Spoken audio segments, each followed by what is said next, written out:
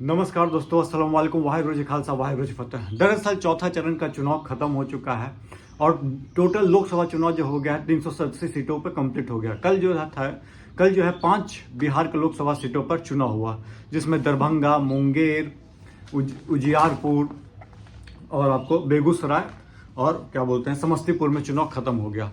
दरअसल चुनाव को देखा जाए तो बहुत इंपॉर्टेंट ये सब प्रत्याशियों के लिए था। कहीं गिरिराज सिंह खड़े थे, कहीं ललन बाबू थे, कहीं से नित्यानंद राय जी खड़े थे।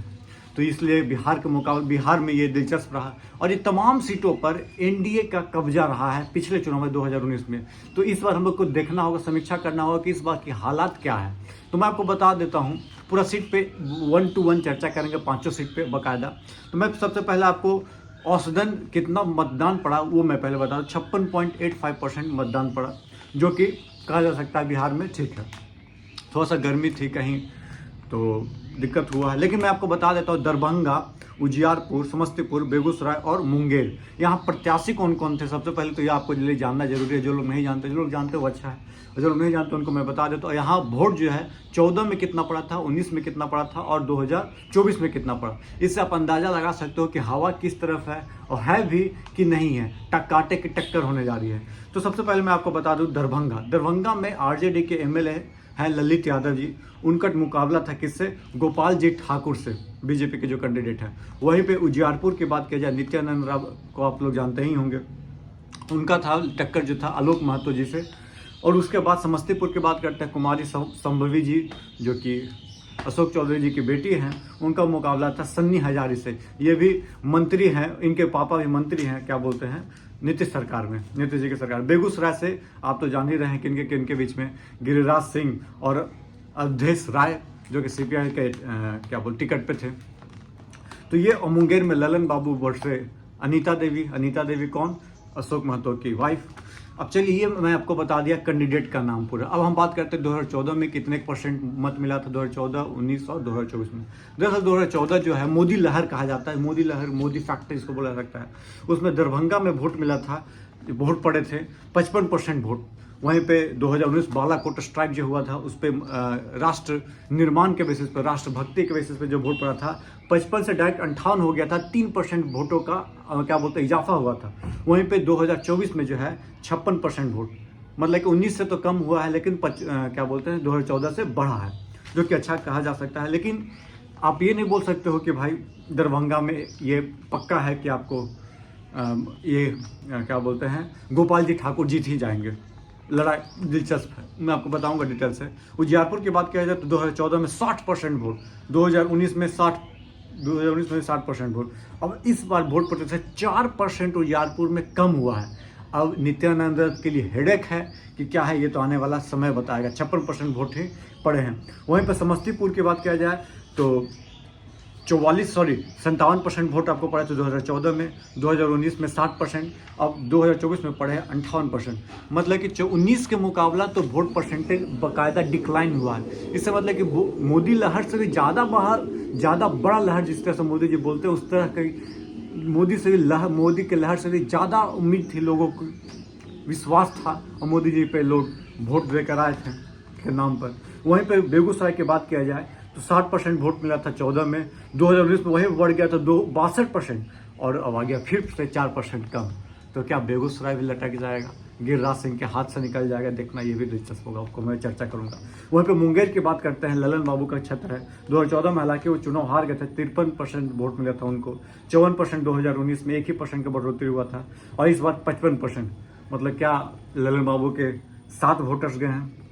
तो मैं आपको बता दूं कि मुंगेर का स्थिति बहुत ही नाजुक रहा स्टार्टिंग में, लेकिन जब से अनंत सिंह जी जेल से बाहर निकल कर आए उसके बाद मुंगेर जो है दिलचस्प हो गया। जो बावन लोग जो गुस्सा में थे ललन बाबू से, वो थोड़ा अनंत सिंह के आने से, पूरा नहीं लेकिन कुछ प्रतिशत लोग जो है उनके साथ आ गए हैं। वहीं पे बात किया जाए मुंगेर में अनीता देवी पे कल के हमला का वीडियो भी वायरल हो रहा है, जैसे उनके गाड़ियों पे हमला किया गया, काफिला पे हमला किया गया, उनको चोट आई है, वो दिखाया भी। और उन्होंने जो एक आरोप लगाया है कि मतदान कैप्चर किया गया, मतबूथ जो है क्या बोलते हैं बूथ जो है कैप्चरिंग का और ऊपर से फेक वोटिंग का आरोप लगाया है। कहा कि भाई साहब एक टीनेजर थे, उनको वोट दिलाकर ले जाया गया और वहाँ पे देखिए क्या होता है। बहुत सारा ऐसा केस नजर आया, आप 2-3 वीडियो भी पहले वायरल हो चुका है। इसका तो वीडियो नहीं बना है, अभी वायरल नहीं हुआ, लेकिन देखते हैं कि इसका क्या रिजल्ट आया है। और जो बहुत सारे आरजेडी का आरोप है कि बूथ कैप्चरिंग हुआ है यहाँ पे मोकामा में, बाढ़ में, बहुत सारा जगह। एक तो मैं आपको जगह बता देता हूँ आपको। सूर्यगढ़ विधानसभा क्षेत्र में कहा गया है कि थोड़ा बहुत ऊपर नीचे करने की क्या बोलते हैं साजिश की गई है। अब आरजेडी वाले तो बोल रहे हैं कि 200 से 250 बूथ कैप्चरिंग हुआ है। अब देखते हैं कि क्या 200 से 250 बूथ कैप्चरिंग हुआ है कि क्या है, वो तो पता चल ही जाएगा। लेकिन आरोप प्रत्यारोप की बात है, लेकिन कुछ जगह ऊपर नीचे का खेल हुआ है, ये सच है मुंगेर में। चलिए अब हम आते हैं ललन बाबू और कैंडिडेट अशोक महतो के। दरअसल नवादा के जन्म में और शेखपुरा तरफ उनका बहुत अच्छा, आप बोल सकते हो कि पकड़ होगा अशोक महतो का। लेकिन इधर बाढ़ मोकामा साइड जो है एक तरफा आपको वोट पड़ा अनंत सिंह के आने से डायरेक्ट ललन बाबू के खाते में वोट गया है। इस पर कोई दोहराए नहीं, कोई नहीं इनकार कर सकता। ठीक है, पहली बात तो ये। तो ये और जो वोट परसेंटेज जो बढ़ता हुआ दिख रहा है, बढ़ता हुआ ग्राफ देखिए, अगड़ा बनाम पिछड़ा बनाने की इसमें साजिश रची गई। या पॉलिटिक्स में ऐसा तो चलता ही है। तेजस्वी यादव ने पिछड़े को दिया थी टिकट, वहीं पे अगड़ा है आपको ललन बाबू। तो अगड़ा बनाम पिछड़ा के था चुनाव। अब देखना दिलचस्पी होगा कि अगड़ा बनाम पिछड़ा चुनाव बन पाया या नहीं बन पाया। एक तरफा आपको मोकामा में उनके आने से और क्या बाढ़ में इम्पैक्ट रहा ललन बाबू का, कि पिछड़ा भी कुछ क्या बोलते हैं इम्पैक्ट क्या बोलते हैं वोट काटे का काम किया है, या अशोक महतो का कुछ स्कोप भी है। आई थिंक कि ललन बाबू ये सीट निकाल जाएंगे, जहां तक हमको लगता है। चलिए देखते हैं आने वाला समय क्या होगा। दूसरा हॉट सीट हम बात करते हैं उजियारपुर बाबू। उजियारपुर में 4% वोट कट गया है। आप समझ सकते हो 60% वोट पड़ा था। और उजियारपुर में आपको लड़ाई किसके बीच में है? नित्यानंद राय आलोक महतो के बीच में। राय आपको क्या बोलते हैं कौन समाज से आ रहे हैं? यादव के समाज से आ रहे हैं। और 4% वोट, और यादव एक तरफा आपको नित्यानंद को सपोर्ट करता था। कब? 2014 2019 में। उस समय बोल सकते हो कि 19 में तो बालाकोट स्ट्राइक जिस डेट के कारण पुलवामा हम लोग जो राष्ट्रभक्ति जागी तो इसलिए वोट दे दिए। लेकिन यादव ऐसा नहीं कि सिर्फ उन्हीं के पास है, आपको तेजस्वी यादव के पास भी यादव समाज है। और यही लगता है कि 4% वोट कटा है। और कट के क्या उजियारपुर में लफड़ा हो गया है नित्यानंद राय के साथ? क्या वही ये सीट नहीं बचा पाएंगे? देखना दिलचस्प ये होगा, क्योंकि भाई 4% वोट बहुत ज़्यादा होता है।